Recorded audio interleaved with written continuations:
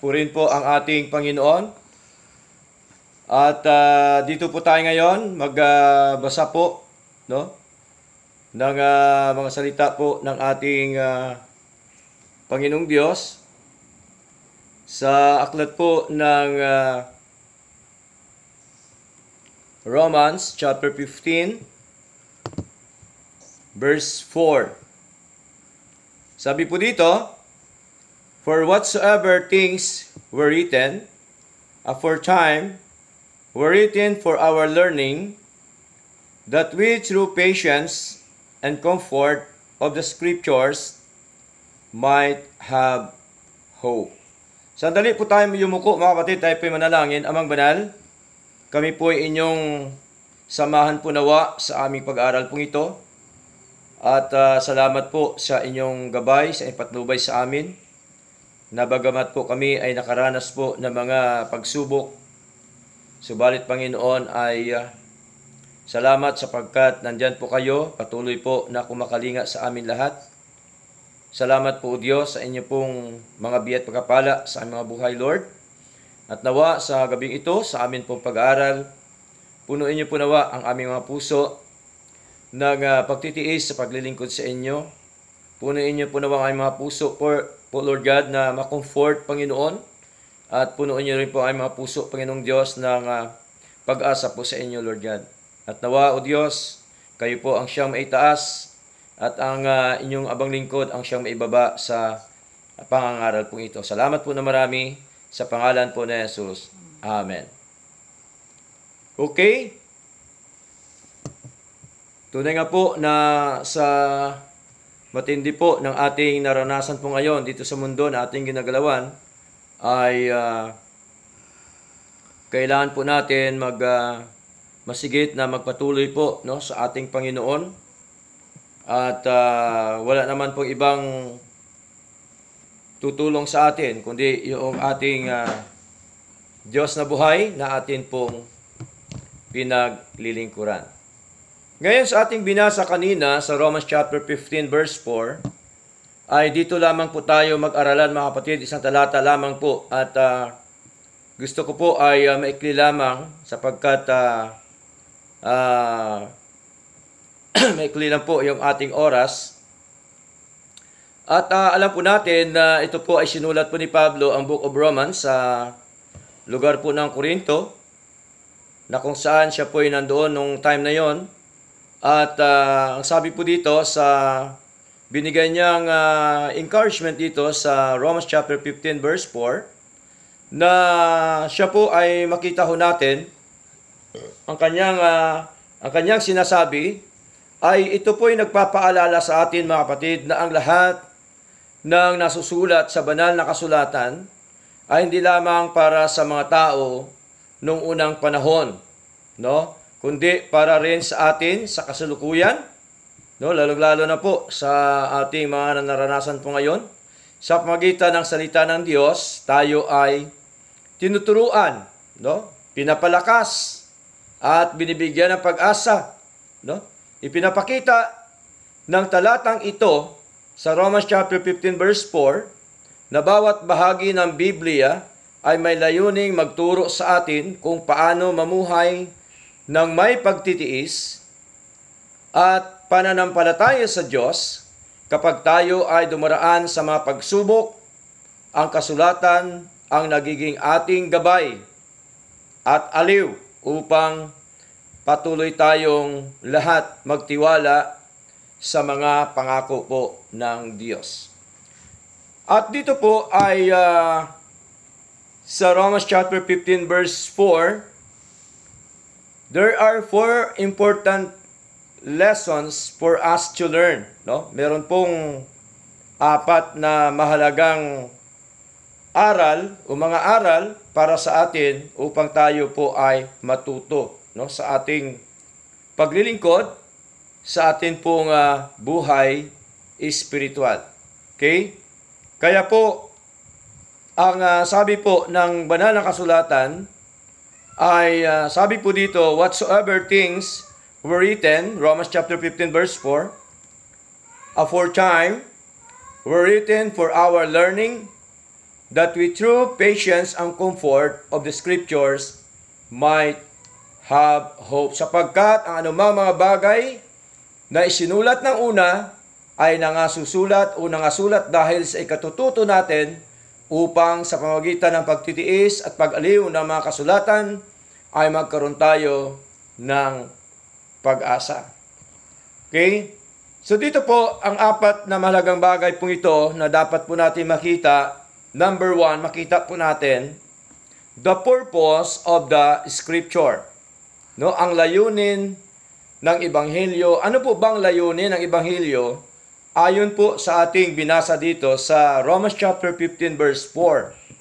So the purpose of the Scripture is for our learning, no? Para sa ating ikatututo. Bakit po? Sapagkat ang sabi po ni Pablo, whatsoever things were written aforetime were written for our learning, no? Sa atin pong ikatututo. Kaya po mahalaga na matuto po tayo sa mga salita po ng ating Panginoon. Kaya ang dahilan kung bakit tayo po ay nagpapatuloy, no, sa pag-aaral, pakikinig, pagdalo sa gawain ng Diyos, maisa pamumuhay mga aral ng Diyos upang tayo po ay matuto sa mga aral po ng ating Panginoon. Sapagkat napakahalaga sa isang anak po ng Diyos na tayo po ay matuto ng kanyang mga aral po, mga kapatid. Now, the Bible is not just history, but a living lesson. No? Ito po ay buhay na aral sa buhay po natin, and it is written for doctrine, correction, and instruction of righteousness. No? Atin pong lagi binabasa po ito, 2 Timothy chapter 3 verse 16 up to verse 17, na kung saan po ay sabi po ng ating kapatid na Pablo, all scripture is given by inspiration of God and is profitable for doctrine, for reproof, for correction, for instruction in righteousness, that the man of God may be perfect, truly furnished unto all good works. Kaya dito po makita ho natin na kung bakit talaga hong ang scripture o ang salita po ng Diyos para po sa ating ikatututo, kasi po ito po ay malinaw na number 1, ito po ay binigay sa atin ng Panginoon. All scripture was given by God. No? Binigay po ito ng Diyos, hindi po ito tao ang nagbigay, kundi ang Diyos na kung saan po ay ginamit lamang ang mga tao. Sino mga tao po yon? Yung mga apostol, yung mga hari, yung mga propeta, mga apostol, mga kapatid, ibinigay po ito ng Diyos, no? Sa atin na mga anak po ng ating Panginoon, ng mga tao ng Diyos, no? No, number 2, all scripture inspired by God. No, ito po'y kinasihan po ito ng Diyos, no? Kinasihan po ito ng Diyos ng kanyang espiritu, malinaw po. Nang sabi po niya doon, all scripture is given by inspiration of God and is profitable for doctrine, for correction, for instruction in righteousness. So dito, makita natin na hindi lamang po ito kinasihan po ng Diyos, kundi ito po ay kapakipakinabang at binipisyo, no, sa buhay po natin. So, minsan ay nagtitake advantage po marami mga mananampalataya na marami pong hindi ho nila pinahalagahan, no, yung mga salita po ng ating Panginoon.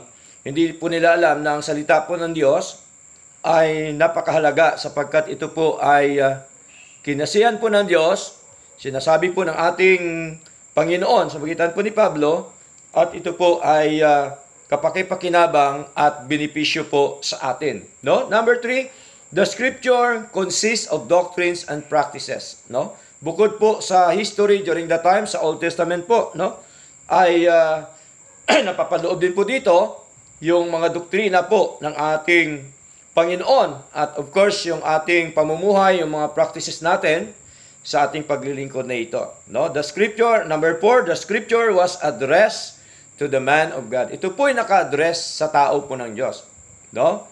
Sapagkat kung hindi ka tao ng Diyos, malabo na pakinggan mo ang mga aral po ng Diyos. Kaya ang mga nakikinig ng salita ng Diyos ay sa Diyos po yon. Ibig sabihin, mga anak po ng Diyos o mga tao po ng Diyos. So malinaw po dito na dapat po nating patuloy po na pag-aralan, saliksikin, ating basahin, ating isa pamumuhay, ang mga salita ng Diyos, at bagamat po minsan marami po tayong mga struggle, mga problema, suliranin, pagsubok po sa buhay, mga kapatid, huwag nating kalimutan na ang solusyon ay hindi po natin makita doon sa mga tao.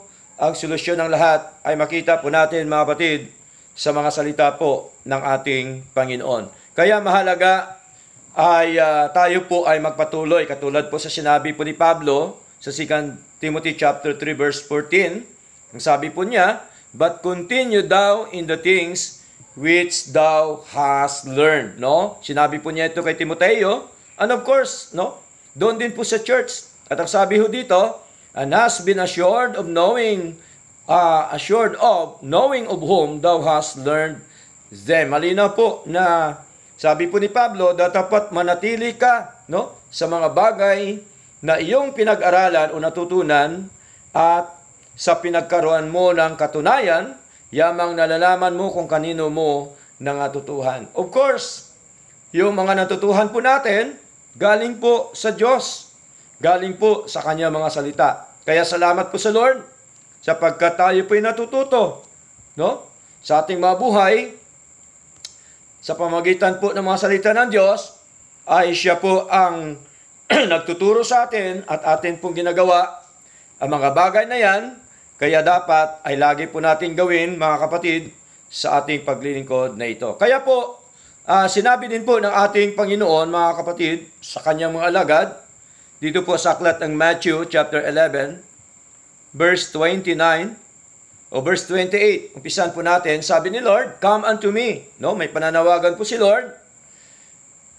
Okay, "All ye that labor and are heavy laden, and I will give you rest." So, walang iba kong magbibigay sa atin ng kapahingakan, kundi yung ating Panginoon. Kaya po, may pananawagan po si Lord, sa anumang klase mga trahedya, mga problema, suliranin, dapat po tayo lamang lumapit sa Lord at sa Kanyang mga salita.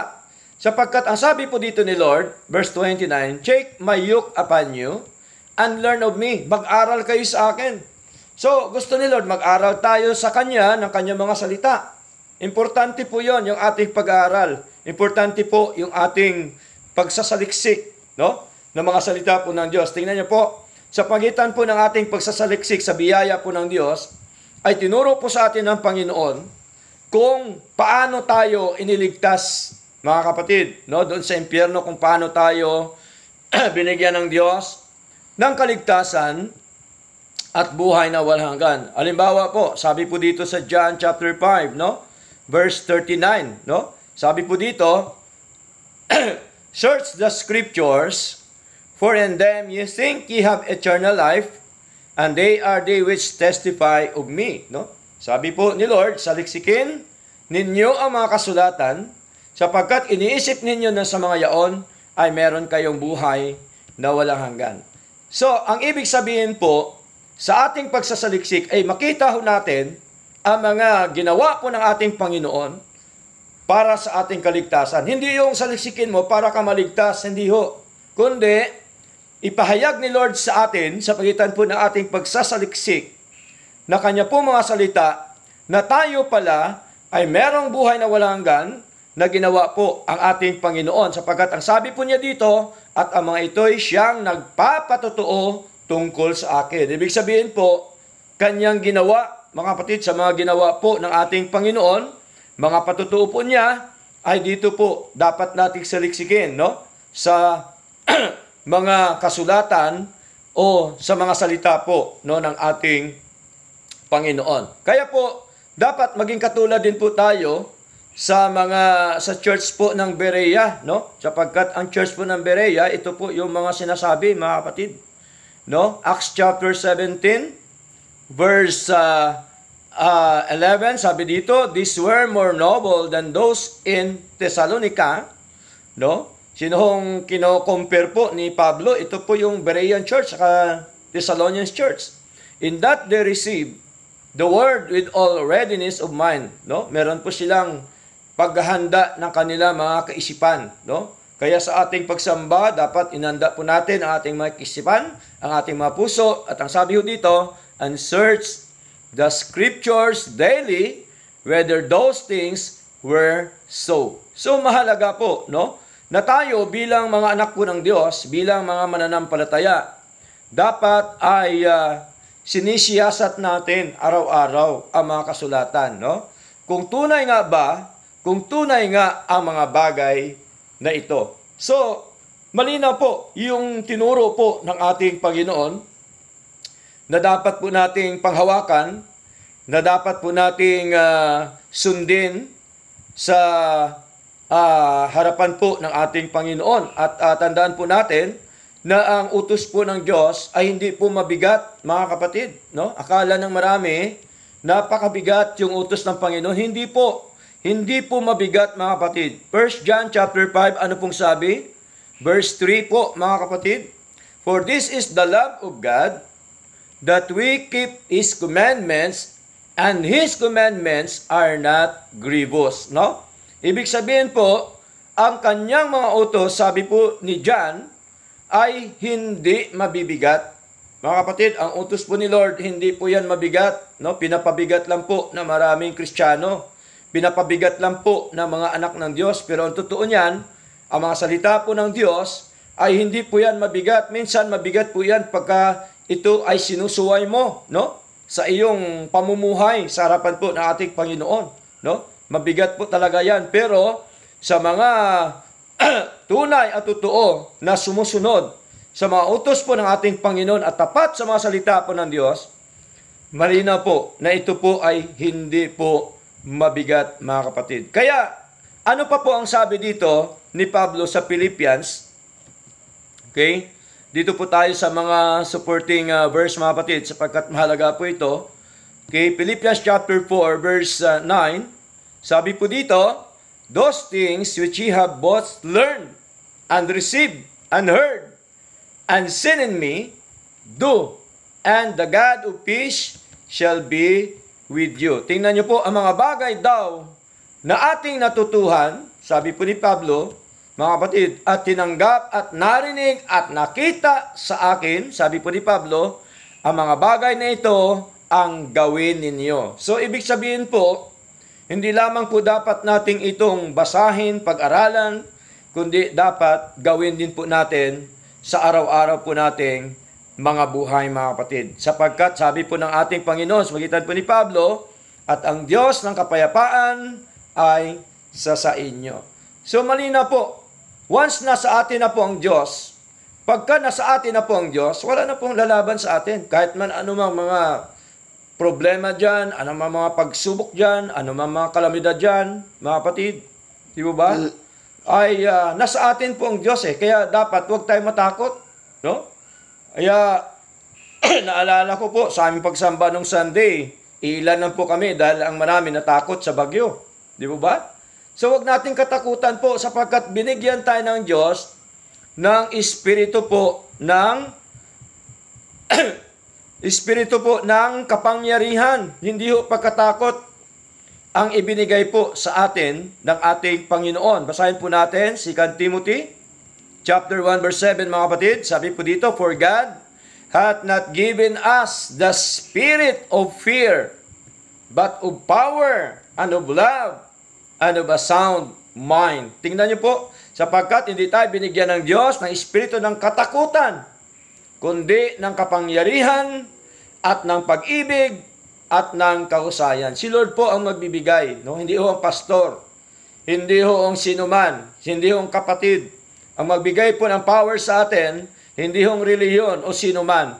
Ang nagbibigay po sa atin ng power, walang iba kundi ang ating Diyos. At panghawakan po natin, mga kapatid, ang kanya mga pangako. That is number 1. The purpose of the scripture is for our learning, no? Sa atin pong ikatututo. Ito palang layunin, no, ng mga kasulatan po ng ating Panginoon. Now, number 2, the process of learning from the scriptures, no? Ano po ba ang mga process ng ating pagkatuto, no? Ng ating pag-aaral o ating pagsasaliksik ng mga aral po ng Diyos, no? So ang process po through patience, no? Karoon po tayo ng pagtitiis, pagtiyatiyaga sa buhay po natin, sa ating paglilingkod sa Lord, na kahit man yan bumabaha, na kahit man yan ay tayo ay nasalanta ng anumang mga dilubyo sa buhay po natin, dapat nandun pa rin ang ating pagtitiis sa ating paglilingkod sa Lord, no? Sapagkat patience is developed by enduring trials with faith, no? Hinuhubog tayo ng Diyos, mahalaga, meron tayong pagtitiis, pagtatyaga sa buhay po natin. Now, Romans chapter 12, verse 12, anong sabi po dito ng ating kapatid na Pablo? Sabi po dito sa Romans chapter 12, verse 12, rejoicing in hope, no? Patient in tribulation. So, continuing instant in prayer. So, malinaw po na dapat ay matiisin tayo sa kapighatian, no? Sa mga nararanasan po nating kapighatian sa harapan po ng ating Panginoon, no? Dapat nandun po yung ating pagtitiis sa mga bagay na atin pong ginagawa para po sa ating Panginoon. At alam po ba mga kapatid, napakahalaga bilang mga anak ng Diyos na tayo po'y magtiis sa ating paglilingkod na ito, sapagkat tandaan po natin, marami pong mga tribulation, marami mga pagsubok, marami mga problema suliranin na atin pong ma-encounter sa atin pong paglilingkod na ito. Now, tandaan po natin, scriptures strengthen us to wait on God's promises, no? Ay mga kasulatan, nagpapalakas po yan sa atin, no mga kapatid, na kung saan po ay naghihintay tayo sa mga pangako po ng ating Panginoon. At alam po natin na si Lord po ay hindi nagsisinungaling sa kanyang mga pangako. Siya po ay tapat sa kanyang mga pangako. Kaya panghawakan po natin yung mga pangako po ng ating Panginoon. Example po sa Old Testament po mga kapatid, yung mga lingkod ng Diyos na nagkaroon po ng pagtitiis, pagtiyatiyaga sa kanilang paglilingkod sa Lord, no? Ay example po, ito pong si Abraham, di po ba, no? Sa kanyang paglilingkod sa Lord, no? Maagang-maaga po siya gumising nung tinawag po siya ng Panginoon na pumunta ng bundok, no? Para ihandog yung kanyang anak, mga kapatid. So, nandun po yung pangako ng Panginoon at sila po'y nagtitiis, nagtiyatiyaga dahil po sa ating Panginoon, no? Sa paglilingkod po sa ating Diyos. Sino pa po? Si Joseph, naranasan din po niya na matindi mga pagsubok, mga kapatid, pero hindi po siya natinag sa paglilingkod sa Lord. Meron siyang pagtitiis, pagtiyatiyaga sa ating Panginoon hanggang po sa naging matagumpay ang kanyang buhay kasama po ng kanyang mga mahal sa buhay. Even Job, makita ho natin mga kapatid, no? Matindi yung kanyang paghihirap during the time. Subalit, dahil nga po, siya po'y naghintay, mga kapatid, sa pangako po ng Diyos, at siya po ay nagkaroon ng kalakasan ng mga salita po ng Diyos, ay naging matagumpay din po ang kanyang buhay. Bago po siya mamatay, mga kapatid, dinoble pa po ni Lord yung kanyang mga ari-arian, yung mga kanyang kabuhayan, at ganun din sa kanyang anak ay binalik po ng ating Panginoon ng mas higit pa na magaganda sa una. Kaya ganun po ang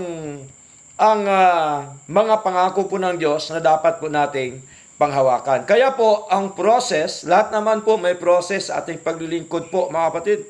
Hindi naman po instant yan mga minamahal, no? Ang instant lang po, mga instant noodles, na instant coffee, pero yung sa paglilingkod sa Diyos, walang instant yan, may process po yan mga kapatid.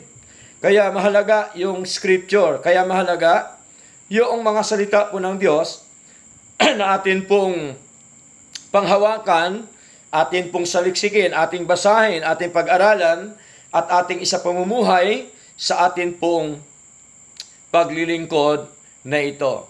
So, dito natin makita ang mga pagsubok ng mga dating lingkod ng ating Panginoon.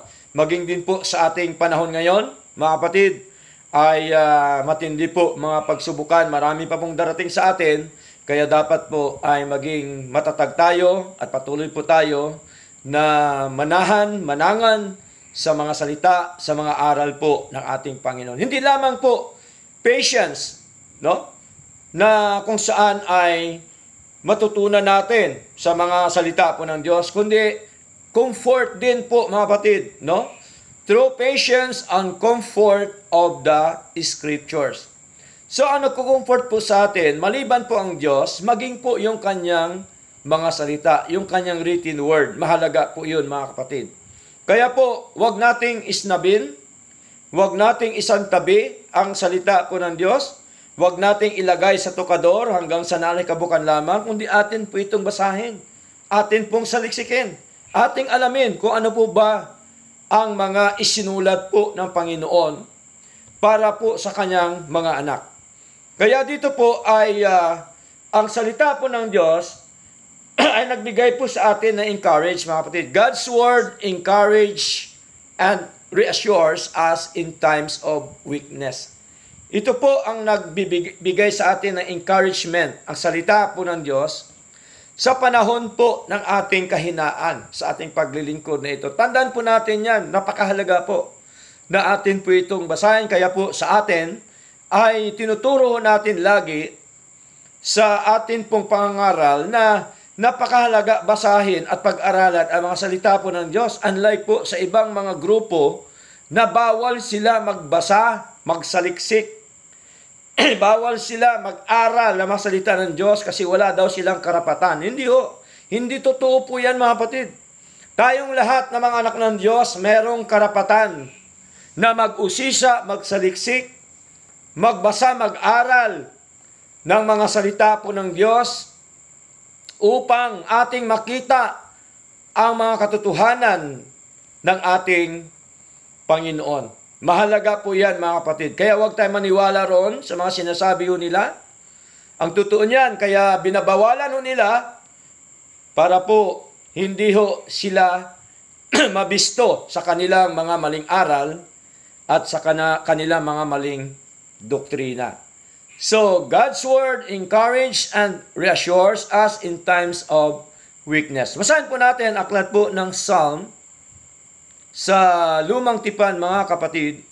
Sabi po dito ni David, Psalms chapter 119, okay? Verse 50, sabi po dito, sa wikang Tagalog, ito'y aking kaaliwan, no? This is my comfort.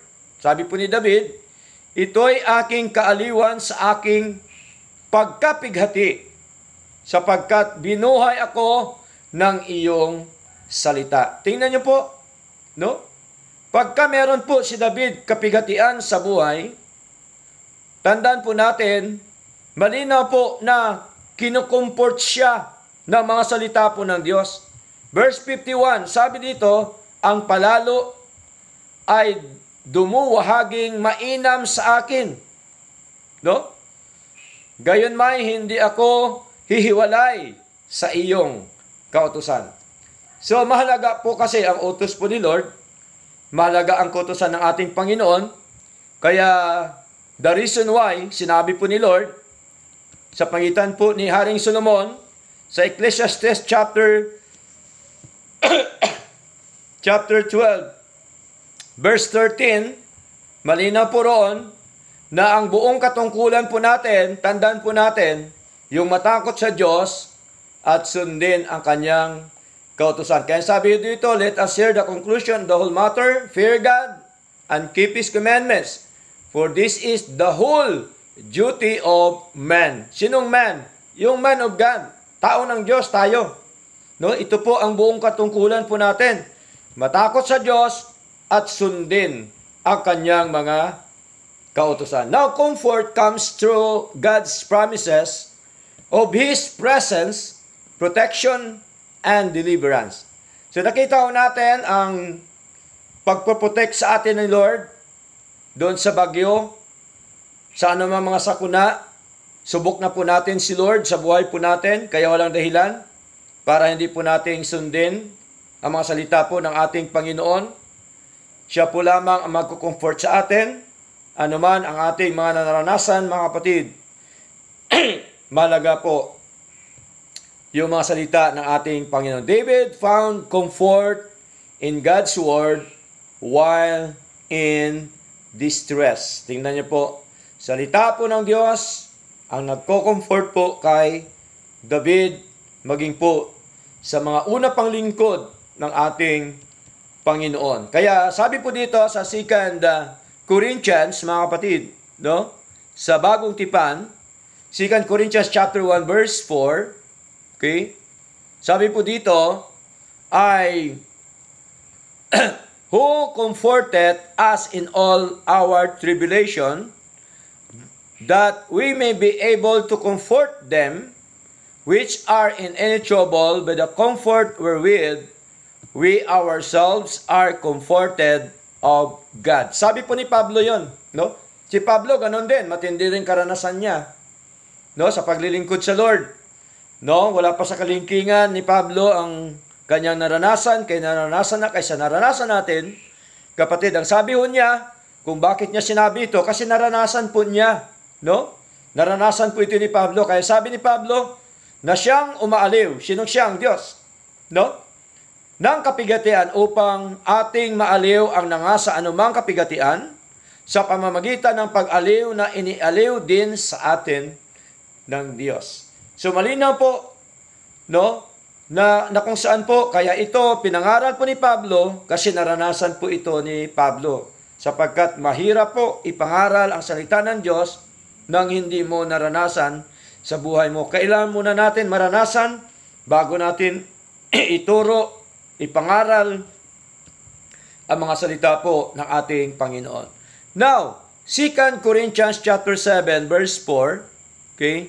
Sabi po dito, 2 Corinthians chapter 7 verse 4, God is my boldness of speech toward you. Great is my glorying of you. I am filled with comfort. I am exceeding joyful in all our tribulation. Malaki ang katapangan ko ng pagsasalita sa inyo. Malaki ang aking kapurihan dahil sa inyo ako'y puspos ng kaaliwan, nananagana sa katuwaan sa lahat ng aming kapighatian. Tingnan niyo po, no? Kung walang comfort si Pablo, kung hindi siya nakukomfort ng salita ng Diyos, kung hindi siya nakukomfort ng Diyos, sigurado po, mga kapatid, ay wala po siyang kaaliwan, wala po siyang katuwaan sa kanyang naranasan po ng kapigatian, sa kanyang paglilingkod sa Lord. Manapay, nakita ho natin na kahit man po siya nakaranas ng kapigatian sa kanyang buhay, nandoon pa rin ang kanyang kaaliwan, no? Na siya po'y nananagana, na may katuwaan sa paglilingkod po sa Lord. Kaya ganon din po tayo, naranasan po natin yon. Na bagamat po minsan tayo po'y nakakaranas na matinding mga pagsubok, ay nandoon po yung comfort, yung kaaliwan po ng ating Panginoon at ng kanyang mga salita. So, magkasama ho lagi yan, ang ating Panginoon at ang kanyang mga salita. Hindi po pwede na maniwala lang tayo sa Diyos, and yet, hindi ka naniniwala sa salita ng Diyos. Hindi po pwede yan. Kailangan magkasama po ang Diyos at saka ang kanyang mga salita. Kasi po, galing sa Lord po yan eh. Galing sa Diyos po yan ang kanyang mga written revelation. No? Mga patutuo po niya yan. Mga karanasan ng ating Panginoong Kristo, mga karanasan ng mga hari, mga propeta, at mga apostol na siya din naman ibinahagi po sa atin, mga kapatid. So malinaw po, the process of learning from the Scripture through patience and comfort. So nagkaroon tayo ng pagtitiis at kaaliwan sa mga kasulatan po ng ating Panginoon. Now, number 3, the product of God's Word in our lives. No? Ano ba ang produkto ng mga salita ng Diyos sa ating mga buhay, mga kapatid? Okay? Ano ang produkto? Sabi po ni Pablo, Sa Romans chapter 15 verse 4, might have hope. Magkaroon tayo ng pag-asa sa ating Panginoon. Magkaroon tayo ng pag-asa sa mga salita ng ating Panginoong Diyos na buhay. Kaya po, magalak tayo sa atin pong mga pag-asa. Sabi po ni Pablo sa Philippians chapter 4 verse 4, ang sabi niya dito, rejoice in the Lord always, and again, I say rejoice. Tingnan niyo po, no? Magalak tayo lagi. Dahil sa pag-asa na binigay po ng Diyos sa atin. Romans chapter 5 verse 2, sabi po dito, by whom also we have access by faith into this grace wherein we stand. So meron na po tayong access sa pananampalataya, sa biyaya po ng Diyos, mga kapatid. Kaya tayo, nakatayo po ngayon. And rejoice in hope of the glory of God. So dapat po tayo ay magkaroon po, mga minamahal, ng katayuan at kagalakan sa pag-asa sa kapurihan, sa kalahatian po ng ating Diyos. Kaya salamat sa Lord dahil patuloy po tayo niya binibigyan, pinupuno ang ating mga puso ng pag-asa sa pamamagitan po ng kanyang biyaya. Hope is the anchor of the soul. No?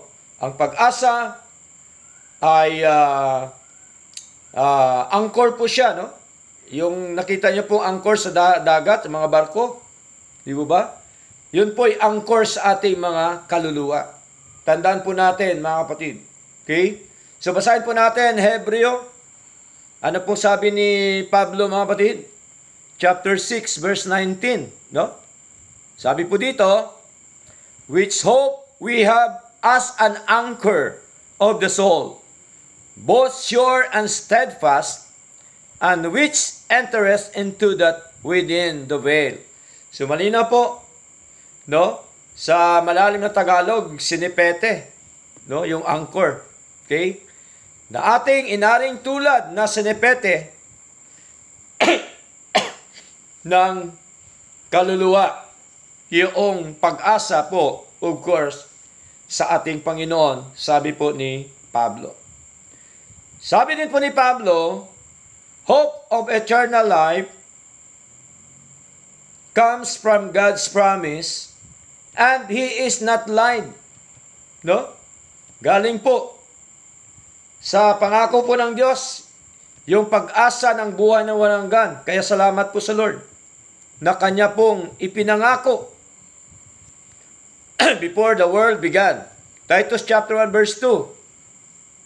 Sabi dito, in hope of eternal life, which God that cannot lie promised before the world began. Even our eternal life, mga kapatid, ito po ang pag-asa na binigay ng Diyos sa atin,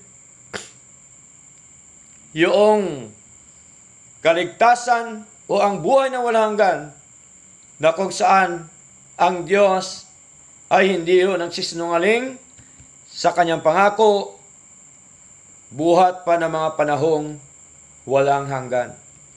So, ang pag-asa po natin ay ang ating Diyos at saka po yung kanyang mga salita. Kaya po, nabasa natin kanina, mga kapatid, sa John chapter 5 verse 39, na mahalaga na saliksikin po natin yung mga kasulatan, sabi po ng ating Panginoon, sapagkat ang sabi po na dito, search the scriptures, for in them ye think ye have eternal life. No? And they are they which testify of me. Malinaw po yun. No? Na mahalaga sa liksikin natin, sapagkat dito natin makita na tayo pala ay merong walang hanggang buhay, na kung saan po ay sa pagitan po ng ating Panginoong Kristo, na siyang nagpatutuo sa atin po, mga kapatid, sa kanya pong ginawa doon sa krus ng Kalbaryo. Hope make it not ashamed. No? Ang pag-asa po ay gumagawa ng hindi nahihiya. Okay? Huwag natin pong ikahiya yung pag-asa na binigay ng Diyos sa atin. Huwag natin ikahiya ang mga salita po ng Diyos. Huwag natin ikahiya ang Ebanghelyo ng Panginoon sapagkat ito po ay nagbibigay po sa atin ng buhay. Now, number 4. No, number 1, the purpose of the Scripture for our learning. Number 2, the process of learning from the Scripture through patience and comfort. Number 3, the product of God's Word in our lives might have hope. Number 4, which is application. Tandaan po natin sa kikinig ng salita ng Diyos, dapat merong application bilang isang mananampalataya. Gagawin po natin, no, sa ating paglilingkod na ito. Now, read and study God's Word daily for guidance. Ito po kasi ang guide natin, salita po ng Diyos sa araw-araw. Kaya dapat binabasa po natin ito. Hindi naman mahirap basahin eh. Ang salita po ng Diyos, mga kapatid, sa totoo lang, no? At dapat atin din po itong pag-aralan, no? Hingi tayo ng gabay sa Lord upang siya po ay magpaunawa po sa atin. So malinaw po 'yon. Nagsabi po ni Pablo, 2 Timothy chapter 2 verse 15, study to show thyself approved unto God. Next, number 2, apply lessons from scriptures to life struggles. Alam ko po, lahat tayo nakaranas po ng struggle sa buhay. Subalit, dapat nating i-apply ang mga aral mula sa banal na kasulatan sa ating mga buhay. Napakahalaga yung application, mga kapatid. Number 3, trust the promises of God for comfort in trials. Magtiwala tayo sa mga pangako ng ating Diyos. Sapagkat atin nabasa kanina, ang Diyos po ay hindi nagsisinungaling. Ang tao nagsisinungaling, ngunit ang Diyos ay hindi po nagsisinungaling. Siya po'y banal at siya po'y tapat sa kanya pong mga pangako. Number 4, live with hope, rooted in Christ and His Word. Mamuhay tayo, manahan tayo, na may pag-asa, at nakaugat kay Kristo, dapat ang ating pag-asa at sa kanya mga salita. Now, let's go to our conclusion, mga kapatid. The Scriptures are given not just for knowledge, but to produce patience, comfort, and hope in the believer's life. Magandang gabi po sa inyong muli lahat. Salamat po sa Diyos sa kanyang lahat na karangalan at kalatian. Elder Marshall.